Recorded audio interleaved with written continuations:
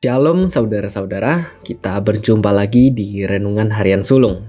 Kita bersama-sama bersyukur kepada Tuhan Yesus karena kita dapat sekali lagi kesempatan untuk mendengarkan firman Tuhan. Saudara-saudara, sebelumnya mari kita berdoa. Tuhan Yesus, kami mengucap syukur Tuhan atas kesempatan yang Engkau berikan lagi kepada kami untuk mendengarkan firman-Mu ya Tuhan. Tuhan, kiranya apa yang kami dengarkan sebentar lagi Tuhan dapat masuk ke dalam hati kami, dapat masuk ke dalam tindakan kami dan juga kehidupan kami. Tuhan, berbicaralah Tuhan, dalam nama Tuhan Yesus Kristus kami berdoa dan mengucap syukur. Amin. Saudara-saudara, judul perenungan kita pada kesempatan kali ini adalah Mendayung Perahu.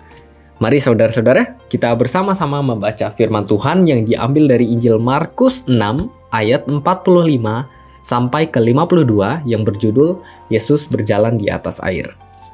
Saya bacakan. Sesudah itu Yesus segera memerintahkan murid-muridnya naik ke perahu dan berangkat lebih dulu ke seberang, ke Betsaida. Sementara itu ia menyuruh orang banyak pulang. Setelah ia berpisah dari mereka, ia pergi ke bukit untuk berdoa.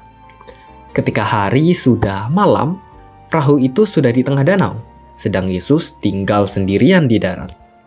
Ketika ia melihat betapa payahnya mereka mendayung karena angin sakal, maka kira-kira jam 3 malam, ia datang kepada mereka, berjalan di atas air, dan ia hendak melewati mereka. Ketika mereka melihat dia berjalan di atas air, mereka mengira bahwa ia adalah hantu, lalu mereka berteriak-teriak. Sebab mereka semua melihat dia dan mereka pun sangat terkejut. Tetapi segera ia berkata kepada mereka, "Tenanglah, aku ini, jangan takut." Lalu ia naik ke perahu mendapatkan mereka dan angin pun redalah. Mereka sangat tercengang dan bingung. Sebab sesudah peristiwa roti itu mereka belum juga mengerti dan hati mereka tetap degil.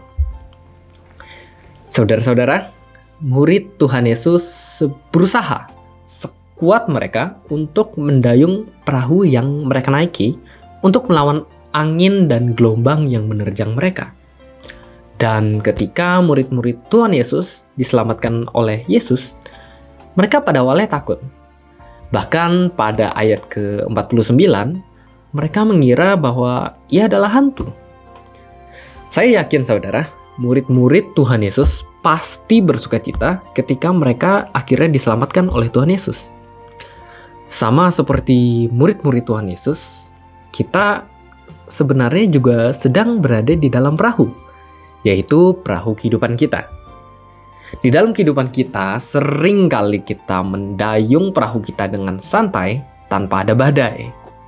Tetapi terkadang kita juga menghadapi badai yang berat dan yang kita pikir dapat mengancam kehidupan kita. Kita terkadang meminta orang lain untuk menenangkan kita. Entah itu saudara maupun teman, keluarga. Tetapi sebagai sesama manusia, tidak ada orang yang sempurna. Tidak ada seorang pun yang tahu betapa takut, lelah, cemasnya kita. Kecuali Tuhan Yesus. Nah saudara, di sini saya ingin mengajak kita bersama-sama untuk menerapkan sebuah gaya hidup yang mungkin sudah sering kita dengar, sering kita diajak, yaitu berdoa.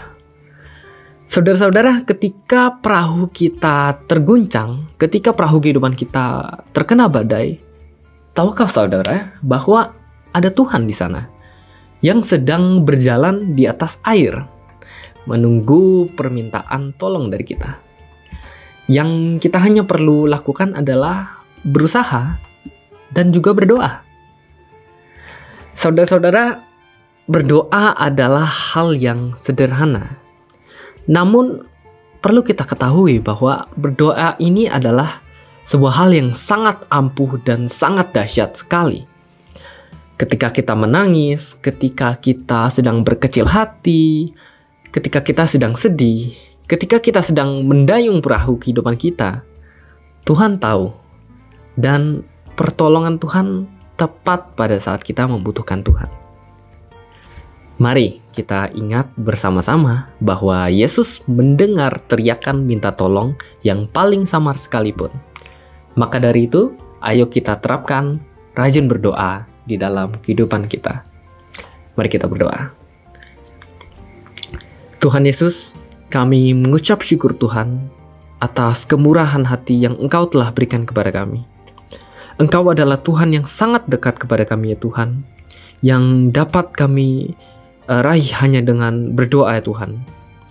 Tuhan, kiranya Engkau menuntun kami Tuhan di dalam kehidupan kami untuk terus berdoa, untuk terus percaya kepadamu ya Tuhan.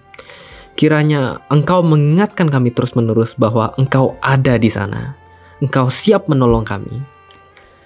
Hanya dalam nama Tuhan Yesus Kristus kiranya Engkau berkarya di dalam kehidupan kami.